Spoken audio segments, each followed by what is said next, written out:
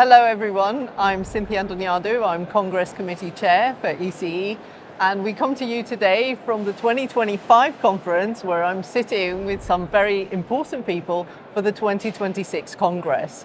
Now ECE 2026 will come to you from Prague in the Czech Republic, and I've got next to me Michal, who is going to be the head of the local organising committee, and he'll tell us a little bit about why Prague.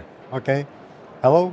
Why Prague? Because Prague is the best, but I think that Prague is very suitable for conferences. It is in the middle of Europe, has a great history and also tradition of endocrinology, both from clinical point of view and also basic science.